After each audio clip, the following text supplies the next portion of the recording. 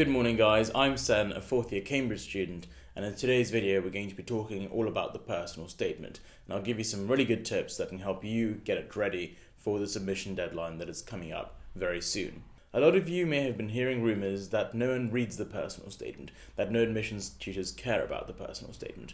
Well, actually, I'd like to see them write a bad personal statement and get through. The personal statement, yes, although everyone does put a lot of time in writing it, and arguably they are all quite similar at the end of the day, you still have to put forward a good statement in order to cover the key interests, experiences and reflections that admissions tutors are looking for to be convinced that you are the person that deserves that place. So in today's video, in partnership with Medify UK and their personal writing platform, we're going to talk about the important things that you guys need to do for a good personal statement. So, with no further ado, let's get cracking. So I'd say we can split up the personal statement into 3 key areas: content, structure, and grammar. All 3 things have to be pretty good for a good overall statement. First of all, content. What I want to clear up very quickly is that the point of a personal statement isn't for you to write your own autobiography. It's to simply show the interests, actually, why you are interested in the subject you're applying for. It's about your interests, not about your life and your life story. Get that right first. So what's really important in the statement is that you actually talk about your interests, why you want to study the subject. And so I strongly suggest in the introduction, you put down your 3 key reasons for why you want to study that subject. That's a very good way of very directly getting to the point and telling admissions tutors why you want to study the subject. Of course, don't write 3 distinct sentences. Do make sure to paraphrase it to make sure it flows and it is ultimately a nice introduction. Following in then, what experiences have you had in the field of the subject you're applying for that has convinced you that this subject is what you want to study for the next 3 years? So mention everything from those 2 or 3 placements of work experience you've done to your long-term volunteering placement to ultimately even books and lectures that you've been to. Furthermore, if you have been to some specific laboratories, or if you have won some competitions, then it's very important you mention them also. Now, do realize that sometimes you may have too many things to put in your personal statement, and other times you might have too little.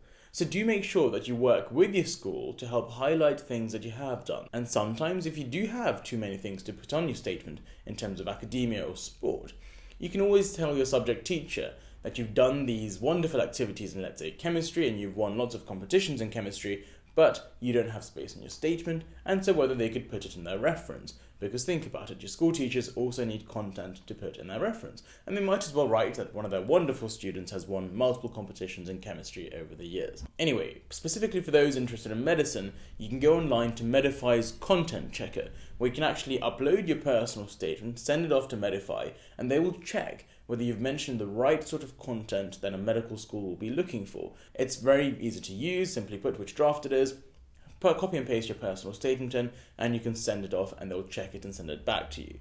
Now moving on to the separate part, structure.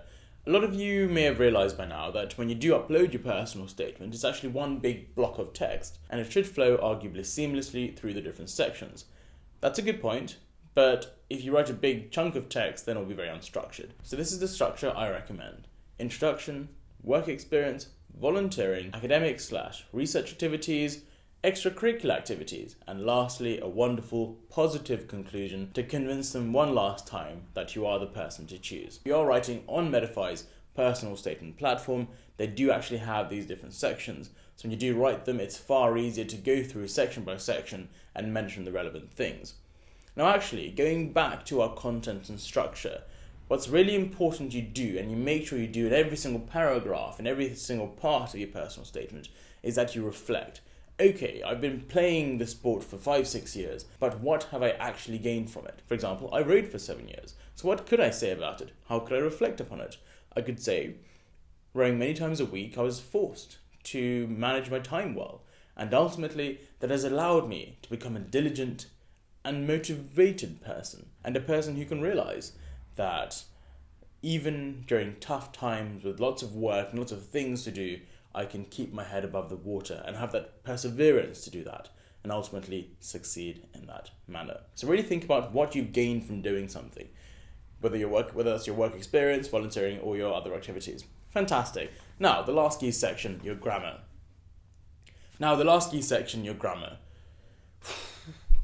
Really important, guys.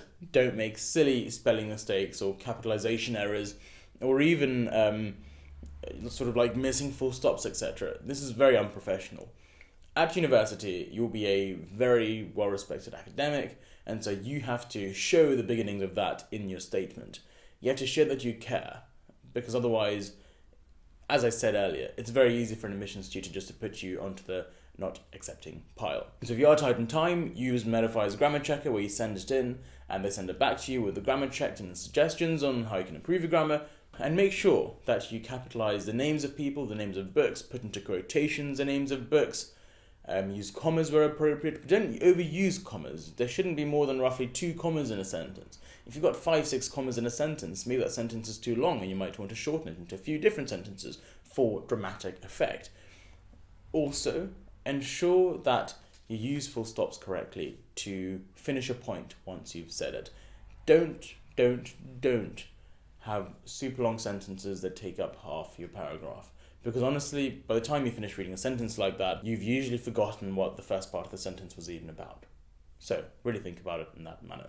So for grammar, remember, spelling, punctuation, and lastly, read the sentences again to make sure they're relatively short, but also that they make sense. And so to end, lastly, I'd like to thank Medify for making this video possible, but also I'd like to tell you guys a mantra about personal statements that my school teacher told me.